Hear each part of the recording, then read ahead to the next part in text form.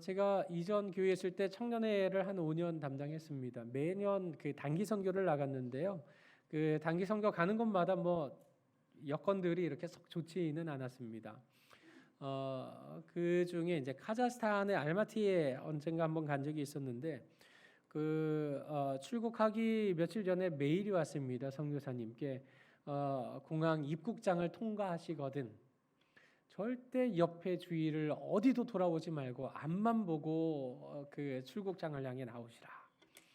입국장을 향해 나오시라 하고 이렇게 그 메일을 받았어요. 그래서 청년들하고 공유를 했는데 아마 공항에서 붙잡나 봅니다. 물건 뺐나 봅니다. 그러니까 일단 앞만 보고 나오라고 하신 것 같습니다. 그러니까 이유는 써 있지 않고 앞만 보고 나오세요 하고 메일을 주셔서 그래서 그래 그러면 우리 단체로 다 기다렸다가 나가지 말고 짐 나오는 대로 각자 짐 싣고 앞만 보고 나가는 걸로 하자. 그리고 이제 다 나가기 시작했습니다.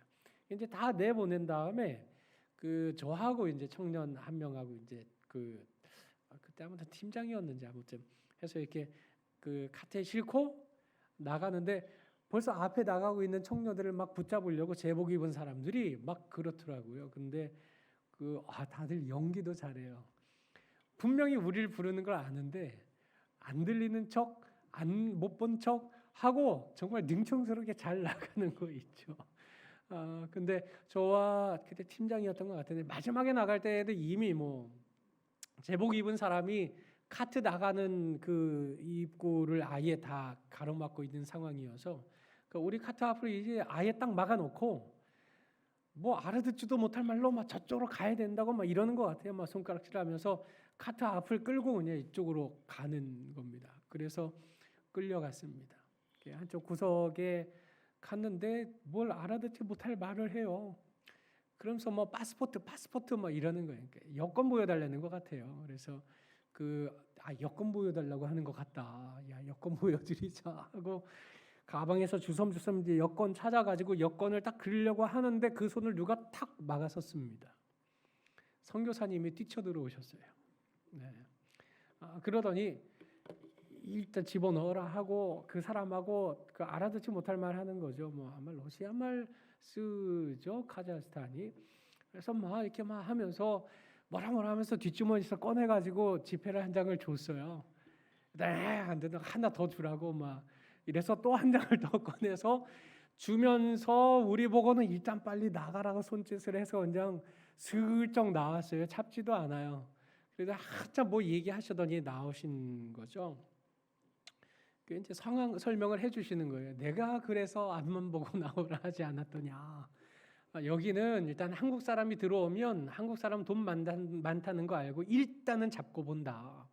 그런데 지금 여권 보여달라고 했는데 그 여권을 주면 큰 돈 줄 때까지 여권을 돌려주지를 않는다. 그러니 이 여권 뺏기면 안 된다.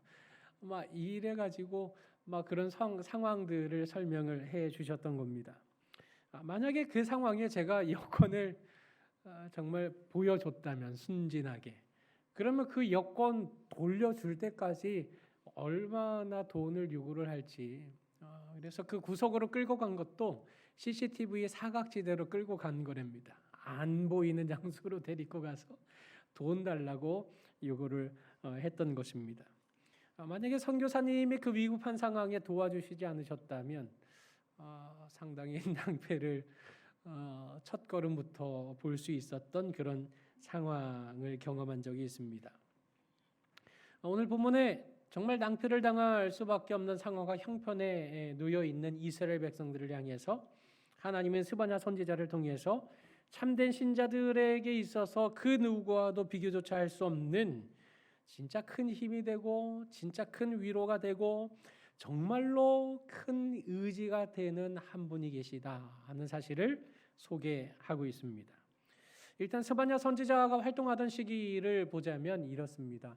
그 이스라엘 역사에 그 사무엘 이후에 이제 사울이 처음 왕으로 세워지게 됩니다. 그래서 왕정 시대가 본격적으로 시작이 되고 다윗과 솔로몬의 왕의 계보가 이어지면서 솔로몬 이후에 르호보암이 통치하게 됩니다. 그런데 이때 르호보암이 그 노인들의 교도를 버리고 젊은 사람들의 교도를 듣게 되면서 교만하게 통치를 시작을 했습니다. 그러는 바람에 하나의 이스라엘이 남쪽 유다와 북쪽 이스라엘로 남북으로 나뉘어지게 되는 그런 상황이 초래되었던 것입니다. 이렇게 분열왕국 시대를 지나면서 북이스라엘을 중심으로 활동하는 선지자, 남유다를 중심으로 활동하는 선지자, 이런 그룹들이 나눠지게 됐습니다.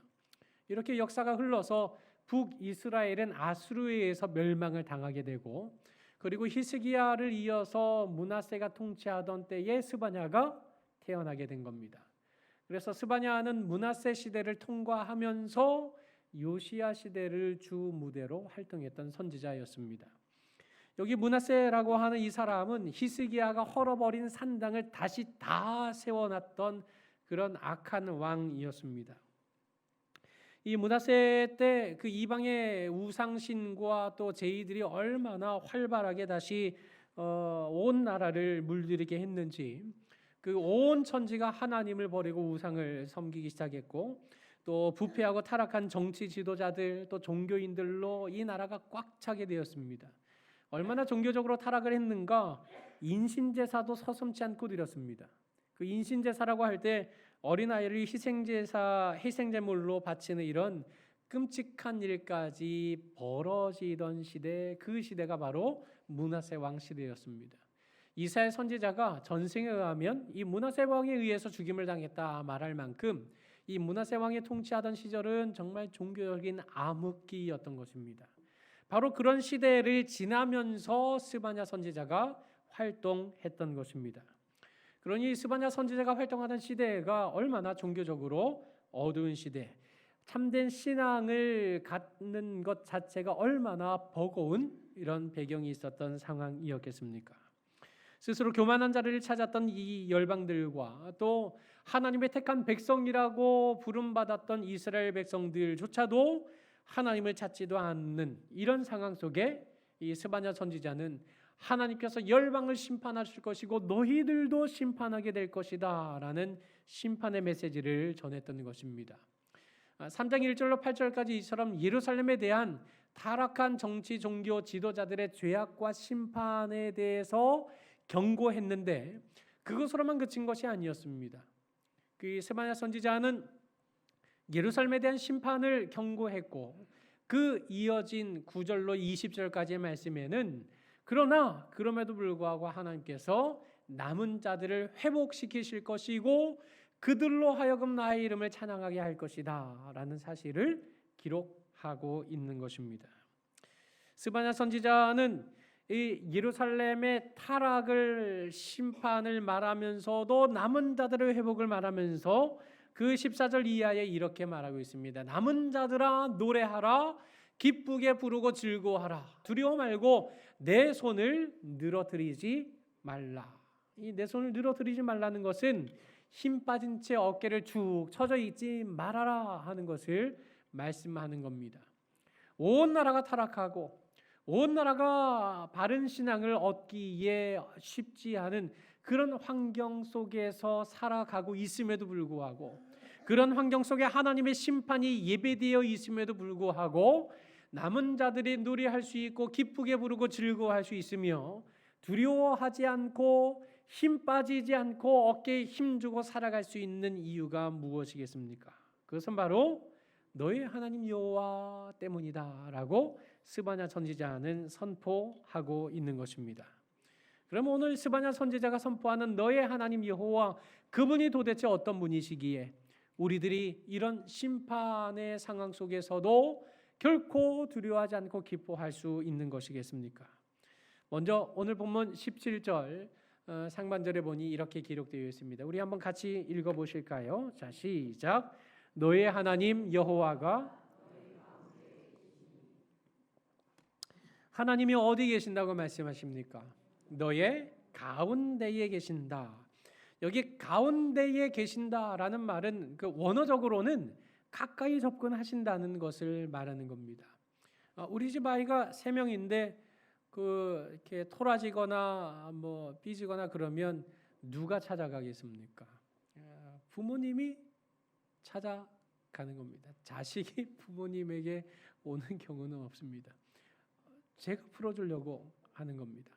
하나님이 가까이 접근하신다, 너의 가운데 계신다 하는 것은 우리를 향해서 찾아오신다라는 말씀입니다. 하늘 위에 떠 있는 풍선이 바람 따라 이리저리 목적 없이 향방을 알지 못한 채 수동적으로 움직이는 것이 아니라 하나님께서는 뚜렷하고 확실한 목적을 가지고 능동적으로 우리 가운데에, 우리 삶의 현장에 찾아오신다는 말씀인 겁니다. 여호와 하나님께서는 자신의 모든 분한과 진노를 쏟아내시는 그 여호와의 심판의 날에 하나님의 택자들, 하나님의 남은 자들, 하나님의 백성들을 보호하실 목적을 가지고 우리 삶의 현장에 찾아오신다라는 사실을 말씀하고 있는 것입니다. 다시 말해서 끝까지 남은 자들, 이 사람들을 환난 날에 지키시고 보호하시기 위한 분명하고도 확실한 목적을 가지고 우리 삶의 현장 한가운데로 찾아오셔서 우리와 함께 하시는 분, 그가 바로 너의 하나님 여호와다라고 말씀하고 있는 것입니다. 제가 언젠가 병원 신방 갔는데 이미 그 병원에 그 다른 권사님이 그 병문안을 오셨던 일이 있었습니다. 어떻게 오셨어요? 했더니 그분이 대답하기도 전에 그 병상에 누워 계신 권사님이 저하고 같은 전도회라서 왔어요. 내 친구예요. 라고 말하면서 그 우리 전도회는 친형제들보다 더 가까워요. 가족은 문병 안 와도 우리끼리는 항상 문병 와요. 뭐 이렇게 말씀을 하시는 겁니다. 뭐 정말 사실 그렇지 않습니까? 그 아무리 혈육이라고 해도 멀리 떨어져 있으면 그 무슨 의미가 있겠습니까? 바로 내 가까이에 있을 때, 내 가까이로 찾아올 수 있을 때, 나에게 찾아와서 함께할 수 있을 때 그 존재가 바로 나에게 힘과 위로가 되는 존재가 되는 것 아니겠습니까? 이처럼 오랫동안 모든 죄 가운데 빠져서 더럽기가 한량없는 우리를 구원하시기 위해서 하나님이신 그 예수님께서 어떻게 하셨습니까? 이 낮고 천한 땅에 성육신하여 찾아오셔서 우리의 삶의 현장까지 찾아오셔서 우리를 위한 구속 언약을 성취하신 것입니다. 바로 그 은혜를 인하여 믿음으로 말미암아 우리는 구원받은 자로 서게 된 것이지 않습니까? 참으로 하나님께서는 그 어떤 환난과 어려움 속에서도 그 택하신 자들을 지극히 사랑하시는 까닭에 언제나 우리의 삶의 현장에 중심에 가까이 찾아오셔서 그 자녀들의 고통의 현장 한가운데 함께 하시는 분, 그분이 바로 우리의 하나님이신 것입니다. 여러분, 토사구팽이라는 말 아시지 않습니까? 교활한 토끼 사냥하고 나면 아무리 좋은 사냥개도 삶아 먹는다 하는 그런 고사성어이지 않습니까? 필요할 때는 요긴하게 쓰지만 필요한 일 다 쓰고 나면 헌신짝 버리듯 한다 하는 그 말이 이 토사구팽이라는 고사성어에 담겨 있는 말입니다. 사람은 언제든지 자신의 유불리를 따라 처신하는 그런 불완전한 존재입니다. 그러나 감사하게도 하나님은 결코 불완전한 우리의 인생과 같은 분이 아니십니다.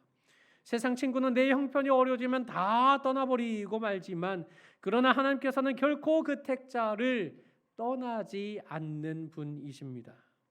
하나님께서는 우리를 이용하시기는커녕 오히려 그 아들까지도 우리를 위해 아낌없이 내어주셔서 그 아들로서 우리의 삶의 현장에 찾아오도록 하셨고, 그 아들을 십자가에서 생명을 내어주시기까지 우리를 향하여 그 사랑을 베풀어 주셨는데, 그 하나님께서 우리를 향해서 무엇을 더 아끼실 것이 있다는 말입니까?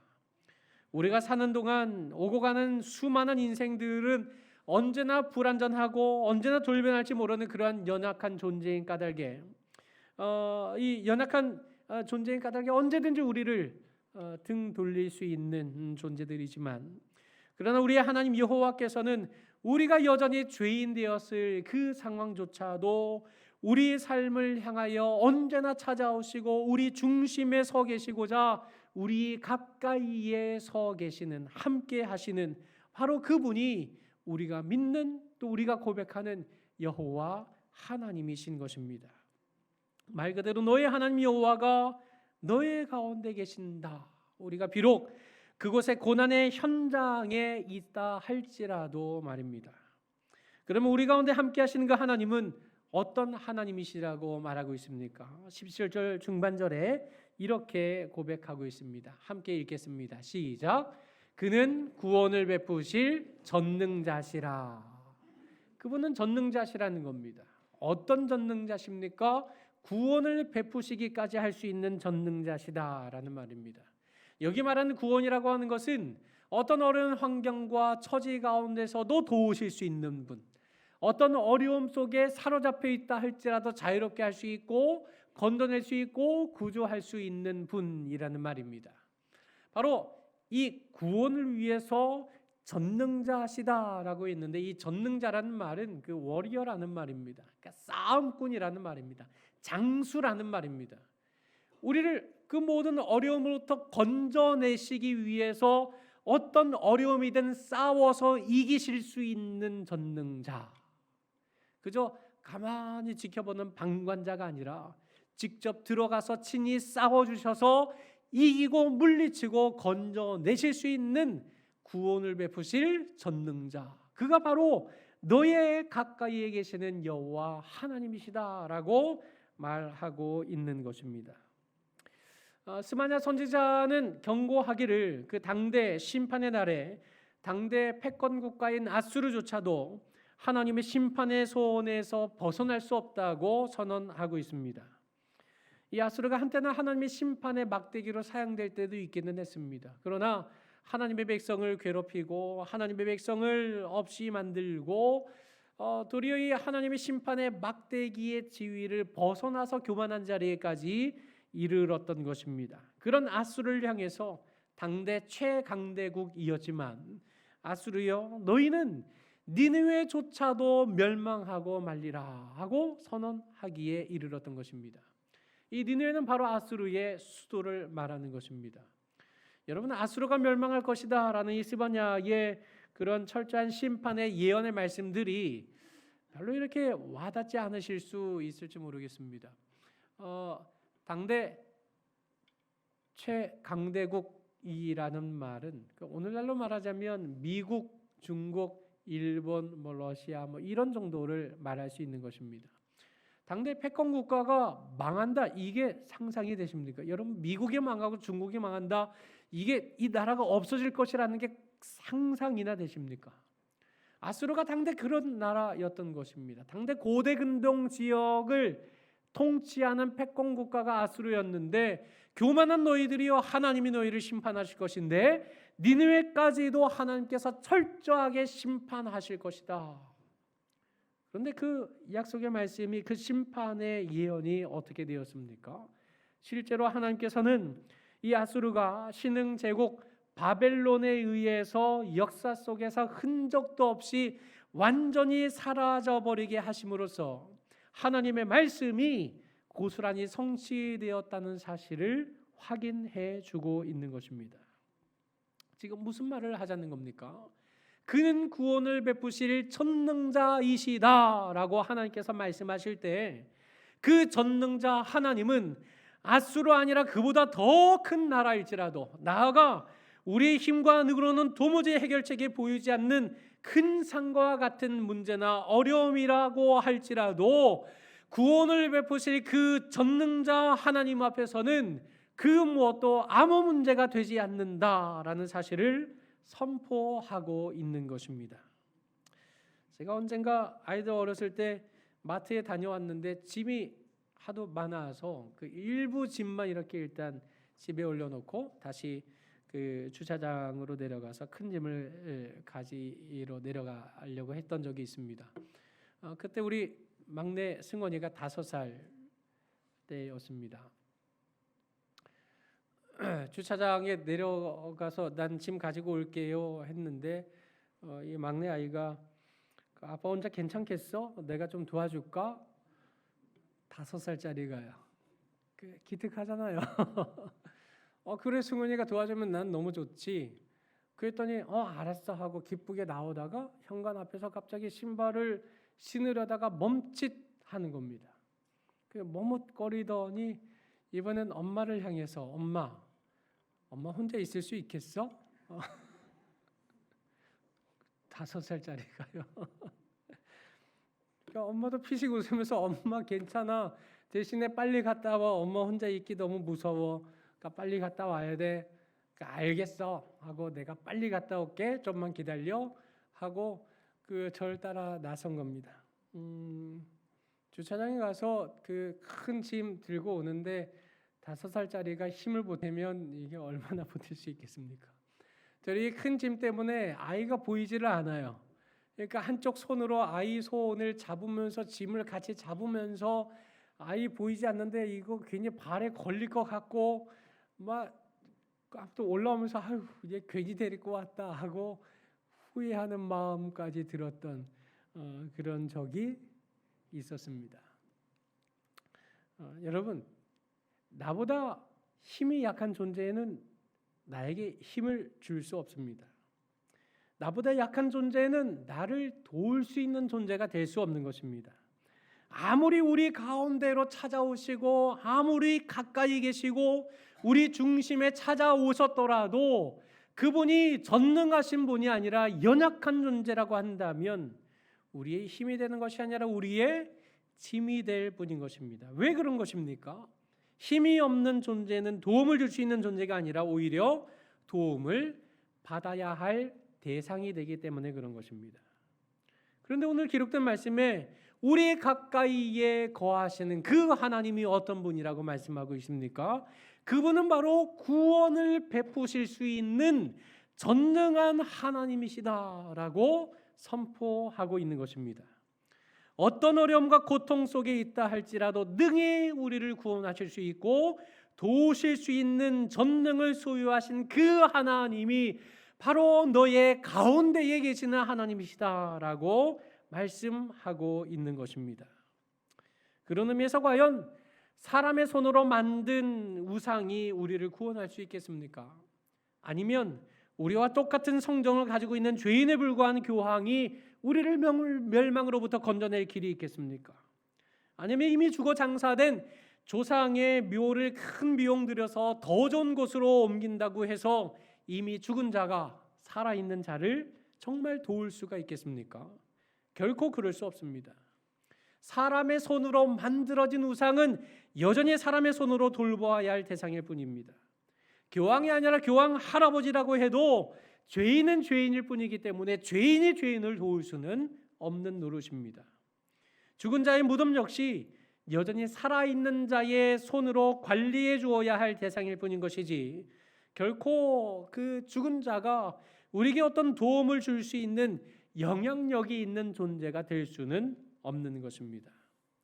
지금도 런닝맨이 계속 하고 있는지 모르겠지만 런닝맨의 지석진 같은 사람과 한 편이 되고 싶습니까? 아니면 강한 근육질로 무장하고 있는 김종국 같은 사람과 함께 한 편이 되고 싶습니까? 당연히 김종국을 선택하지 않겠습니까? 그러나 그와는 비교도 되지 않을 큰 힘을 가지신 분, 구원까지 베푸실 수 있는 그 전능자, 그분이 바로 우리의 하나님이시라고 말씀하고 있으니 그 하나님이 나의 가까이에 거하고 계시고 그 하나님과 함께 동행하는 삶을 살아갈 수 있다면 우리가 우리의 이 고난의 현장의 삶 속에 얼마나 큰 위로와 힘과 용기를 얻을 수 있는 것이겠습니까?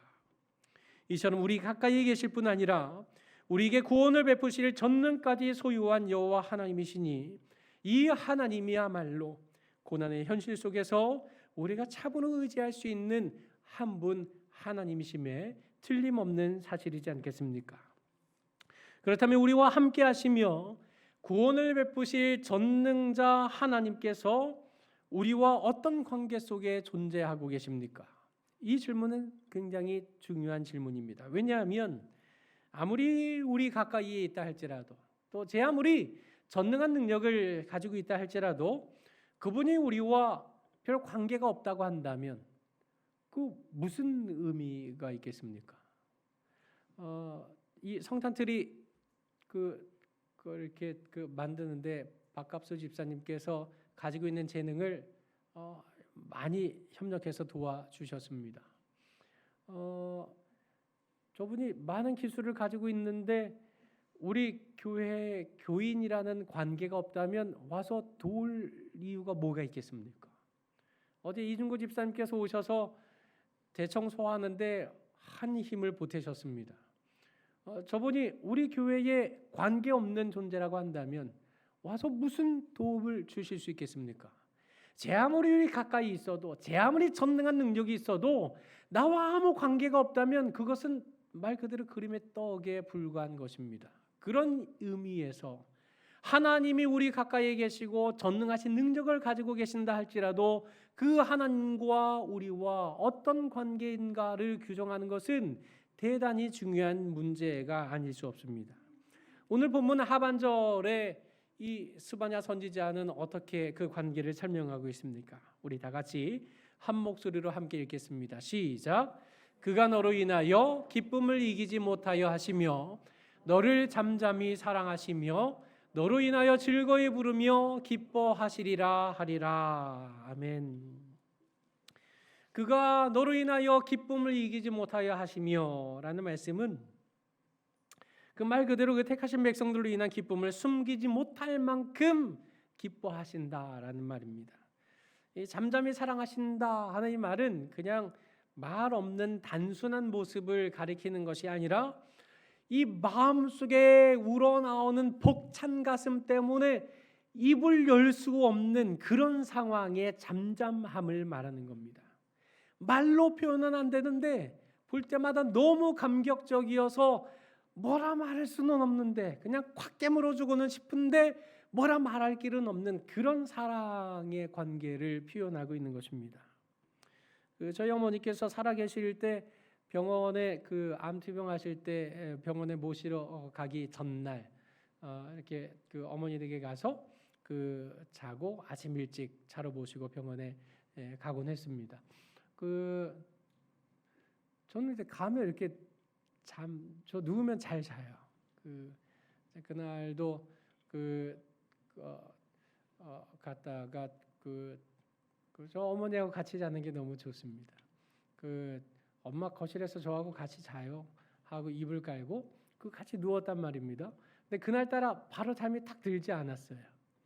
불은 다 꺼져 있는데 창문으로 들어오는 달빛이 얼마나 환하게 비추이든지 저는 달빛을 등지고 있었고 어머니는 달빛을 안고 저를 이렇게 누워 있었습니다. 그런데 어머니의 그 반짝이는 눈빛이 달빛에 보이는 거 있죠.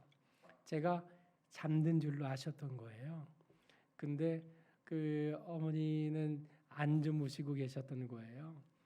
반짝이는 눈으로 저를 이렇게 꿈벅꿈벅 쳐다보시는 게 보이는 거 있죠. 그래서 뭐라 말할 수는 없는데 기특하기도 하고 사랑스럽기도 하고 다 큰 자식이고 애까지 낳은 아들인데도 불구하고 그렇게 누워서 제 머리를 한번 이렇게 쓰다듬어 주셨다. 따스한 손길이 지금도 이렇게 잊혀지지가 않습니다. 바로 이런 것. 정말 보기만 해도 너무 좋은 것. 보기만 해도 말할 수는 없는데 내 가슴을 벅차게 만드는 그런 대상이 다 있지 않으십니까? 우리 김찬일 집사님 아기 낳는데 하랑이라고 이름을 지었습니다. 젤리라는 대명에서 하랑, 하나님 사랑이라는 이름으로 이름 지었는데 아이 보러 갔었습니다. 그런데 할머니가 매일 출근하고 계신다고 말씀하시더라고요. 그러니까 부르지도 않았는데 그냥 이쪽으로 자꾸 오게 된다고. 자꾸 어제 봤는데 오늘 또 보고 싶고 오늘 봤는데 집에 가면 또 보고 싶고 그래서 자꾸 발걸음이 이쪽으로 오게 된다고 말씀하시는 얘기를 들었습니다. 말 그대로 그냥 보고만 있어도 눈에서 꿀이 뚝뚝 떨어지는 이런 대상들, 이런 사랑하는 마음, 그것이 하나님께서 우리를 향해 품고 계시는 마음이다라고 하박국 선지자가 설명하고 있는 겁니다. 마지막으로 이 하박국 선지자가 너로 인하여 즐거이 부르며 기뻐하신다라고 말했는데 여기 즐거이 부른다는 것은 정말 기쁠 때 부르짖는 함성을 말하는 것입니다. 우리를 향한 그 사랑이 이 가슴을 터쳐 나와서 이야 내가 널 너무 사랑한다 하고 소리 지르기까지 정말 너무너무 사랑한다는 사실을 밝히고 있는 것입니다. 여러분 여기에 보면 그가 너로 인하여 기쁨을 이기지 못한다. 너를 잠잠히 사랑하신다. 너로 인하여 즐거이 부르며 기뻐하신다. 사실 똑같은 말입니다. 근데 이 똑같은 말을 3번이나 반복하고 있는 것입니다. 왜 3번이나 반복하겠습니까?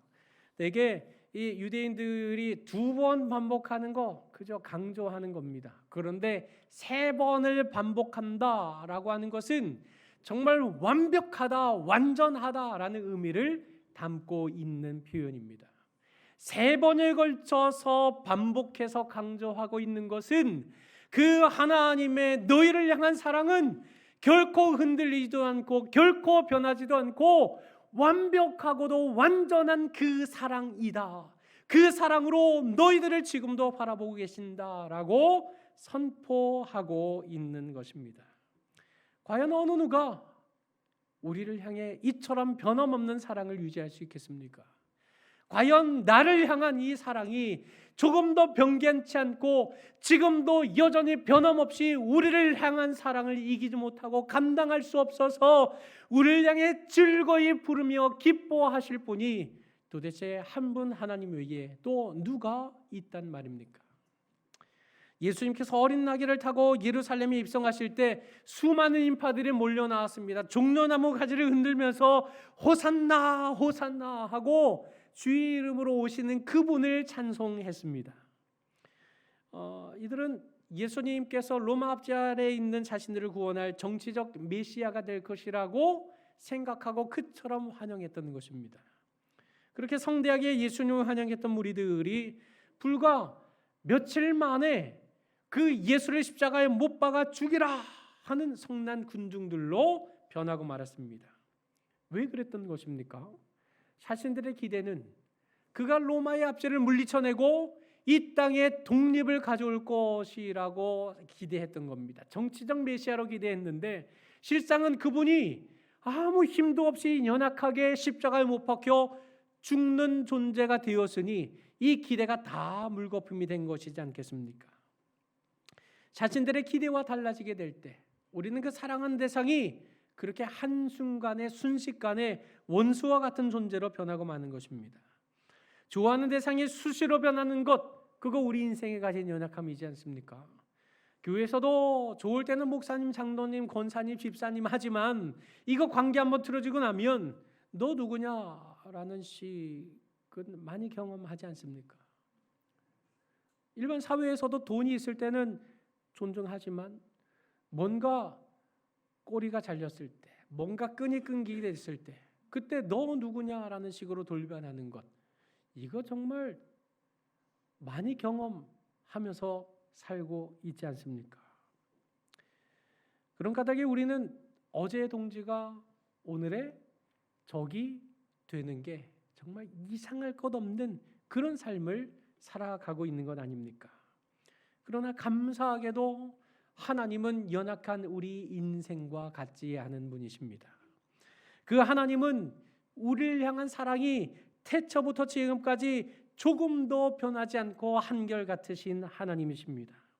하나님께서 온 세상을 창조하시고 뭐라고 말씀하셨습니까? 보시기에 좋았더라 했습니다. 그런데 인간을 창조하신 다음에 하나님이 어떻게 하셨습니까? 보시기에 심히 좋았더라 하고 말씀하셨습니다. 하나님의 백성을 향해서 보시기에 심히 좋았더라고 그 즐거운 마음과 그 사랑의 마음을 감출 길 없이 표현하셨던 그 하나님께서는 오늘 이 자리에 있는 우리를 향해서도 그 변함없는 사랑으로 가장 기뻐하시고 가장 즐거워하시는 우리를 향한 사랑을 도무지 감당치 못하실 그런 하나님께서 오늘 우리와 함께하고 계신다는 사실을 우리는 기억해야 하는 것입니다. 여러분, 아무리 우리 가까이 있어도 아무리 구원할 힘과 능력이 넘쳐난다고 할지라도 그 대상에 나에게 관심이 없다고 한다면 그건 그야말로 그림의 떡에 불과한 것입니다. 그러나 우리 때문에 기쁨을 이기지 못하며 우리를 잠잠히 사랑하시며 우리 때문에 즐거이 부르며 기뻐하시는 그분이 우리 가운데 거하시는 하나님이신 까닭에 그 사랑과 그 사랑의 기쁨과 즐거움을 인하여 우리 삶을 그토록 세밀하게 섭리해 주시고 보살펴 주시는 까닭에 오늘 우리가 그 하나님 때문에 이 고난의 현장을 그래도 힘과 위로와 용기를 얻으면서 통과할 수 있는 것 아닙니까? 나 같은 죄인이 도대체 뭐라고 그 기쁨을 이기지 못하여 하시고 참잠히 사랑하시며 즐거이 노래 부르시는 하나님이시니 이 하나님 외에 도대체 우리가 누구를 붙잡고 누구를 의지하며 살아갈 수 있단 말입니까? 사랑하는 서부경향의 성도 여러분, 우리가 이 세상을 사는 동안에 전심으로 의지할 것이 있다면 그것이 과연 무엇이겠습니까? 여러분, 자녀를 의지해보고 돈에 권력에 친구에 의지해보았지만 그 결국은 다 헛되고 헛되니 모든 것이 헛되도다라는 고백뿐이지 않습니까? 딸에게 아들에게 유산 다 물려줬는데 그 아들에게 더 많은 유산 물려줬다고 그 딸이 어머니 모시고 살았었는데 그 집 비밀번호 바꿔버리고 다른 데 가서 그 집 사서 살았습니다. 어딘지도 가르쳐주지 않았습니다. 그래서 그 어머니는 그 집 문을 들어갈 길이 없어서 너무 억울하고 원통해서 그 앞에 복도에 신문지 깔고 지내는 바람에 그것이 사회적 이슈가 된 일이 있습니다. 그 어르신들 절대 미리 돈 주시면 안 됩니다. 돈 끝까지 붙잡고 계세요. 미리 주시면 큰일 납니다.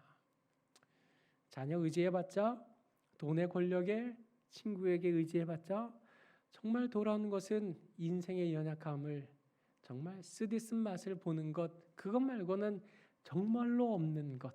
그것이 바로 오늘 우리가 사는 인생의 현주소이지 않습니까? 우리가 언제까지 눈에 보이는 사람과 귀에 들리는 헛된 말 의지하면서 고달프게 살아가야 하겠습니까? 우리는 더 나은 모당을 향해 걷고 있는 나그네인 까닭에 이 땅에 있는 것들 중에 그 어느 것도 그 어느 누구도 하나님 외에 믿고 의지할 대상이 없음을 진심으로 고백하고 행동해야 합니다. 고달픈 인생길에 눈에 보이는 수많은 것들과 귀에 들리는 피곤한 소리들과 걸음을 무겁게 만드는 많고 많은 죄의 무거운 짐을 인하여 견디다 못해 쓰러질 때 과연 누가 우리를 구원하실 수 있겠습니까? 그것은 바로 너의 가운데 계시는 하나님, 우리 가운데 계시는 하나님, 나의 가운데 계시는 바로 여호와 하나님이십니다. 모든 문제보다 더 크신 여호와 하나님께서 우리와 함께 하시고 우리와 함께 하시는 그 하나님은 결코 연약한 분이 아니라 전능의 능력을 가지신 분이시요 강력한 힘을 가지신 바로 그분께서 나 같은 죄인을 사랑하신다고 말씀하시니 그가 자신의 권능으로 그 사랑하시는 자를 심판으로부터 구원하신다는 사실을, 고난의 현장에 찾아오셔서 우리를 건져내신다는 사실을 확신하고 믿고 의지하며 나아갈 때에 우리는 비로소 고난의 현장에 찾아오신 그 주님을 인하여 다시금 회복되고 일어날 수 있는 힘과 용기를 공급받게 되지 않겠습니까? 그러므로 사람을 의지하여 또다시 실패하고 상처받는 인생이 되는 것이 아니라 우리와 언제나 함께 하시며 구원을 베푸실 전능자이시자 우리로 인하여서 지금 이 시간에도 기뻐하며 노래하고 계시는 오직 여호와 하나님 한 분만을 바라고 의지함으로써 오늘도 고난의 현장에 찾아오시는 그 주님을 인하여 날마다 승전가를 부르며 이곳 서부경향교회를 중심으로 날마다 힘차게 승리의 찬가를 부르시는 우리 모든 성도님들이 되시기를 주님의 이름으로 간절히 축원합니다. 우리 시간에 서원과 결단의 기도 제목을 나누겠습니다. 우리 각 사람을 사랑하시며 또 기뻐하시는 하나님께서 우리 가운데 함께 하신다는 이 사실을 또 구원을 베푸실 전능자이심을 확신하는 가운데 고난 속에서도 용기와 희망을 붙잡는 자로 설 수 있도록 인도해 주시기를 위해서 기도하시고 아울러서 두렵고 위협적인 상황 속에서도 택하신 자들을 반드시 눈동자와 같이 보호하시는 하나님의 그러한 완전한 계획을 신뢰하는 가운데 겸손한 순종을 통해 언약을 이루시는 하나님을 경험하는 일생이 될 수 있도록 우리 시간에 너희 하나님 여호와가 함께 찬송하고 합심해서 기도하겠습니다.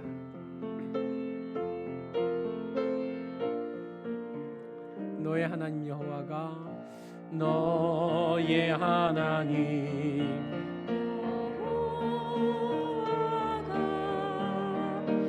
너희 가운데 계시니 그는 구원을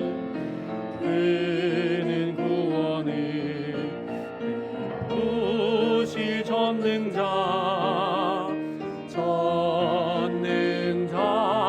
전능자시라. 그가 너로 인하여 기쁨을 이기지 못하시며 너를 잠잠히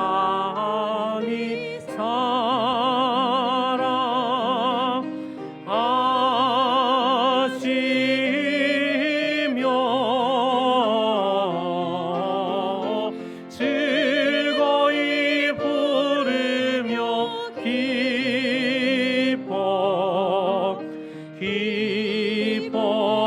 기뻐하시리. 우리 한 번 더 고백하겠습니다. 너의 하나님 여호와가 너의 하나님 여호와가 너의 가운데 계시니 너희 가운데 계시니 그는 구원을 베푸실 그는 구원을 베푸실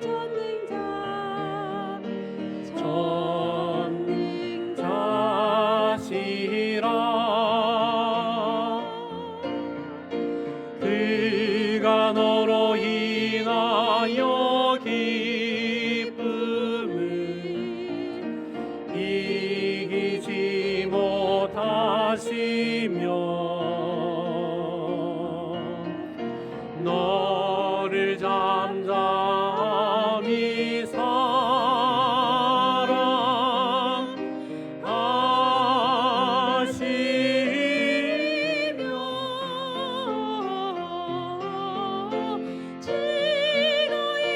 부르며